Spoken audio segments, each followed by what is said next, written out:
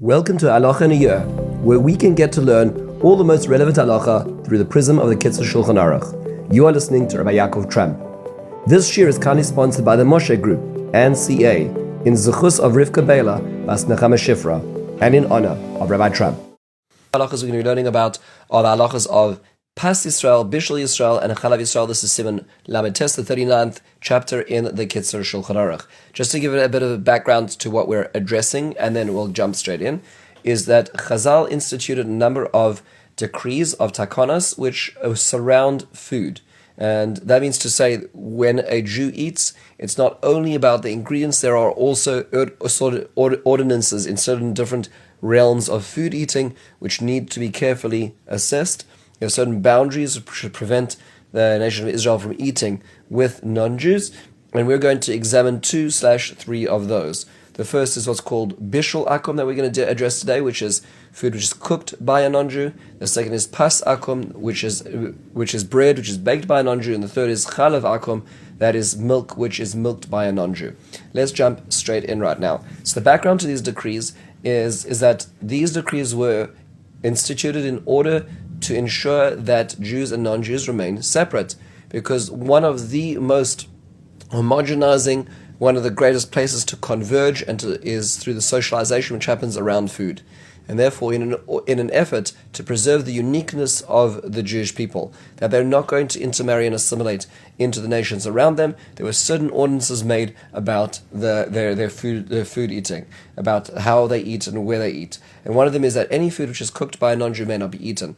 There are two primary concerns. One is the social concern of chasnus, which is intermarriage, and the other is kashrus concerns, because food is cooked by a non-Jew without oversight. To them, many of the laws of kashrus don't make a lot of sense. So a little bit here, a little bit there, doesn't really matter to them, but it certainly matters to us. So those are two aspects of it. We're going to look at the section of Bishul Akum through the prism of 14 basic questions.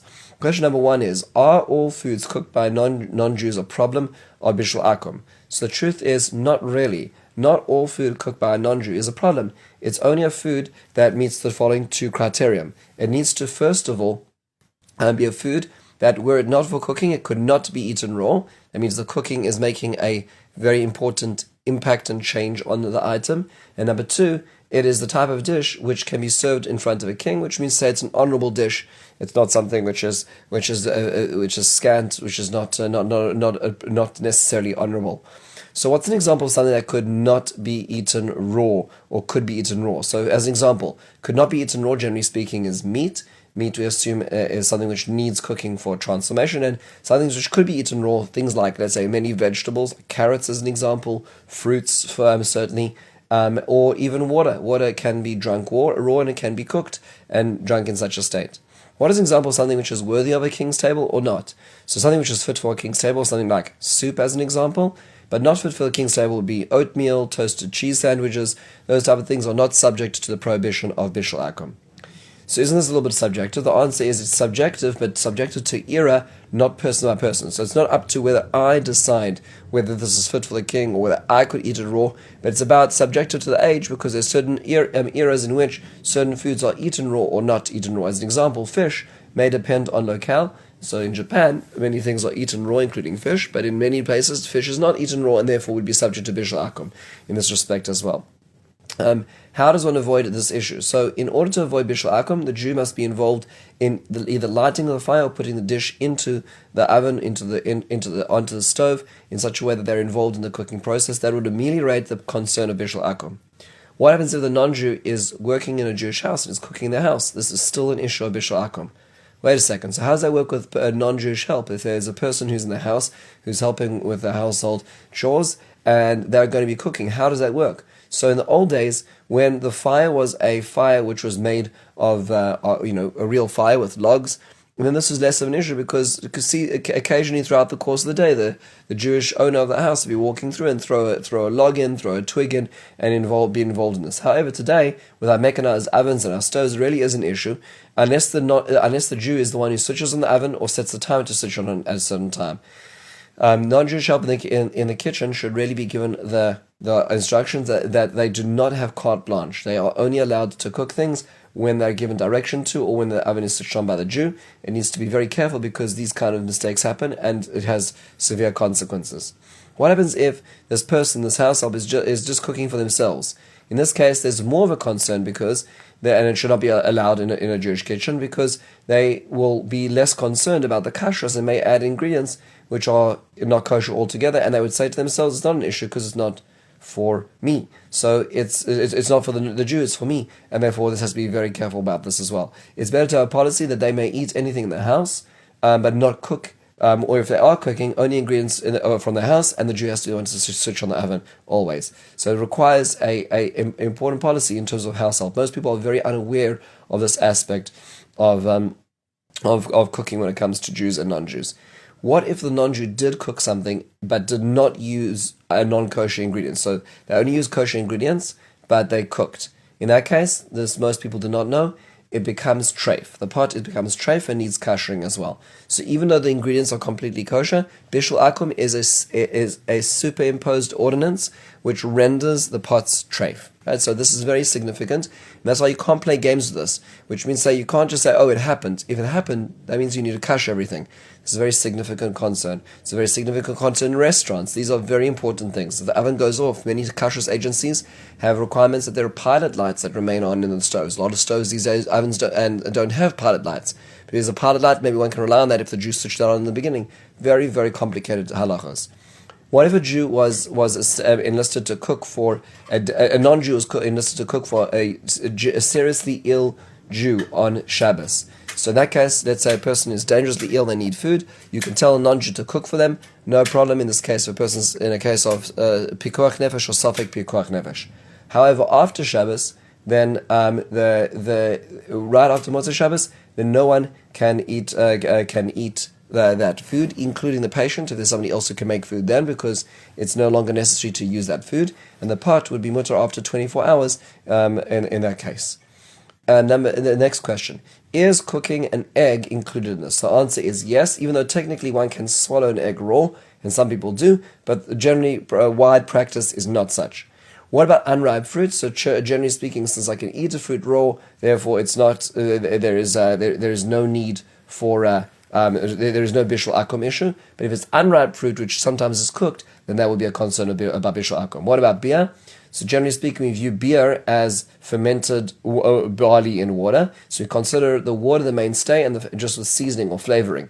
The water is not subject to Bishul Akum, therefore it's fine. This is not true if there are traces of wine, because non-Jewish wine is a separate ordinance, which we'll deal with at another point. Stam Yenom, which has more complex prohibitions relating to it as well. And what about, that would be sherry casks and other things like that, more complicated issues. What about coffee, tea, or hot chocolate? So technically speaking, again, it's considered like flavored water, and water is not subject to Bishul Akum in this case. If Chalav Akum, if non-Jewish milk is added, of course, that's going to be a separate problem in just a moment. The Kitzur suggests that drinking these drinks in a home or the place of the non-Jew should be avoided. Unless it's ba'akra, I mean, to say a person's taking it from time to time or taking it on the road, and it's not about sitting together, then that would be allowed as well. Certainly in a place where there are many Jewish coffee shops, then one should not have to rely on this as well. What type of cooking is excluded? So one of the excluded forms of cooking is smoking. Smoking is not included in Bishul Akum, so if the form of cooking was not cooking regularly, but was smoking, is an issue. Roasting is a problem of Bishul Akum. Okay.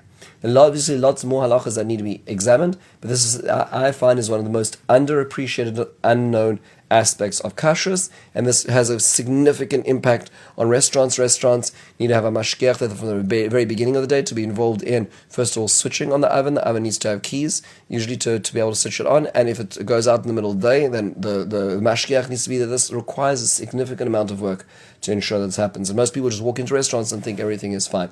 That's why you need to have good kashrus agencies. Now, the second concept is pas Akum or pas Yisrael. What is this? This is another takana, another ordinance which was made, that bread which is baked by a non-Jew, even if all the ingredients are kosher, is prohibited as well. It turns out that this particular takana was not accepted by all of Israel, and as such, it is not enforced in the same way as others. The Kitzur frames that the default is that we should try to keep Pas Yisrael, but in certain cases we can rely on it. Of course, if it's kosher bread, which is produced by a non-Jew. We'll see in just a moment. So let's do a few questions to understand this. We can look at 9 basic questions. What types of breads are included in this Isser? So the only breads that are included are the ones which are produced from the 5 grains, which excludes cornbread or rice bread. They are not included in the Pas Akum situation. Now, question number 2: how would a Jew ensure that the bread is not Pas Akum? So, if a Jew would be involved in the baking process, whether adding fuel to the fire, putting the bread into the oven, that would be sufficient. When can I buy Pas Akum? So let's say a person is at a shas adachak, there's pressure, there's no other bread available, or one is traveling and there's no Pas Yisrael available within 2.5 miles ahead of one may purchase Pas Akum. Any Pas Akum is allowed? No. It's only bread which is made by a non-Jewish bakery with a hechsher. So for instance, like in America, as an example, Dutch County is a non-Jewish bread, which has got an OU kosher symbol on it, so the ingredients are all kosher, but it's not Pas Yisrael. That means to say there was not a Jew involved in the cooking process, but it is kosher. So that's Pas Akum, what's called Pas Palta, because it's from a non-Jewish bakery. That is fine. However, a non-Jew who cooks themselves, even if it's cooked and totally kosher, that would be a problem. One could not benefit from them as well, in that case. What if he's baking it to sell it? So if this is a person who's got like their kitchen and they bake to sell, that's considered a baker. And if a person is a baker but he cooks for his personal family, that is considered a Pas Akum and should be avoided. In this case, even under pressure. What if there's no non-Jewish bakery whatsoever? So in this case, the greatest amount of shas adachak, then if the one can ascertain the kashrus, one would be allowed to buy even from a non-Jew who made the bread if it's kosher. Very hard to ascertain that if one does not have a kashrus agency. What about bread with egg paste on it? So that's a separate problem because the egg paste on the bread is a concern of Bishul Akum, independent of the Pas Akum as well. What if a Jew gives their dough to a non-Jewish baker to bake? This is very common in the times when Jews did not have ovens, or ovens were not so easy, so people bring their dough to other people to bake. What happens if the person they're bringing it to bake is a non-Jew? In that case, the Kitzur says that's even worse than a non-Jew cooking their bread for a Jew, because in this case, just find a Jewish baker, and therefore there's no kulos, there's no exceptions allowed in this case. Finally, last question, is it a good thing to be machmir? So, in a developed Jewish community, where there are many Jewish bakeries, many kosher bakeries which are Pas Yisrael, it's hard to excuse buying bread which is Pas Palta. Pas Palta which is non-Jewish created bread, even though it's kosher. Sometimes there's breads which are not available through the kosher bakeries, which is then a reason people maybe make in that case. Let's say it's a health bread which the person has sensitivities to, and then the kosher bakery is not producing it. But barring that, for the vast majority of people who are buying the same town, and they have kosher bakeries, they should certainly fraternize the kosher bakeries, thereby keeping this taikana. As the Kitzur says, this is the default that one should be doing. When one has to travel, then one can rely on the Pas Palta as well. It's worthwhile noting that this is one of the examples the Shulchan Aruch gives, that when one is in the Aseret Simei Tshuva, one should take on this this idea of only eating Pas Yisrael, certainly for the very least for the Aseret Simei Tshuva as well. We now move into our last halacha of today, our last concept, which is the notion of Chalav Yisrael, Chalav Akum, and that is the decree that milk which is milked by a non-Jew, and cheese which is made by a non-Jew, that's actually Gvinas Akum. These particular xeros, again, with the concern of fraternization, the concern for foreign ingredients or milk from non-kosher animals being added, are again in motion. We're going to look at 10 basic questions. Question number 1 is, what makes something Chalav Akum? So Chalav Akum is milk which is milked by a non-Jew when they're not in the presence of a Jew. So we don't know what could have been in there. How could it be made that the milk is Chalav Yisrael? It needs to be that the Jew is there at the beginning of the process, and also looks in the kalim, in the vessels, to ensure that no other milk or no other types of milk was there to start with. What if the milking is done by a non-Jew in the premises of a Jew? So it's a Jewish cow, Jewish-owned cow on the Jewish premises, but the non-Jew is doing the work. So it depends. The Kitzur says if there's no other interrupting house, so between the Jewish house and where the milking is going on, so therefore there's oversight, the person would be scared to perhaps supplant or add other milk, then that would be all right. However, if there is some sort of interruption in view, so there's a non-Jewish house between, then they perhaps have reason that they could add in other cheaper milk and supplant with the kosher milk to make a shortcut. How old does the person doing the overseeing need to be? So it isn't dramatically old. It can even be 9-year-old boy or girl who's responsible enough would be sufficient to create the oversight necessary for Chalav Yisrael as well. Remembering that when we're paying for Chalav Yisrael milk, we're paying a little extra because we're paying for the extra level of oversight which is necessary. But today I see many people who are drinking regular milk from non-Jewish companies with an OU or a kasher symbol on it. So very famously, Rav Moshe Feinstein Paskin that in the USA, in the United States of America, where the FDA regulates and sets penalties for companies which would be using non-cow milk or outside the regulations, he believes that is sufficient mirsas, that's a sufficient oversight necessary, which would create the Chalav Yisrael without necessarily being overseen by a Jew at the milking stage as well. He does point out that a Baal Nefesh should be machmer, not to rely on this, and if a person is going to the store and they're side by side, Chalav Yisrael and regular milk, a person should get a Chalav Yisrael milk. It's much simpler in the situation. Also, a person should be careful. This is not a universal halacha that Rav Moshe is talking about. It depends on the country. So in America, where there is significant regulations on foods, then yes, that would make sense. Not all countries are that way, and if a person is traveling, they cannot just simply rely on Rav Moshe and go to the regular store there and get a milk. One would have to ask a question about their country. Many countries do not have as stringent regulations as America. Question number 6. What about cheese made by a non-Jew made by a Jew, which from milked by a non-Jew? So this is still an issue because the milk itself is Chalav Akum. What about cheese made from milked by a Jew, but it is made by a non-Jew? That's called Gevinas Akum, made by the cheese of a non-Jew, even though the milk itself is good. How can this be rectified? So Gevinas Yisrael is only if the cheese-making process itself is under Jewish oversight, and that is much more complicated to get to. There's no more kulas in this particular case. Rav Moshe's kula does not apply to the regulations of cheese making, which is not the same as when it comes to production of milk as well. There's a lot to read on this particular and very fascinating topic. What about butter? So the Kitzur records that there's a dispute whether chemas akum, whether the butter made by a non-Jew is allowed, and one should follow the custom of their place, because some say that butter will not curdle with non-kosher animals' milk.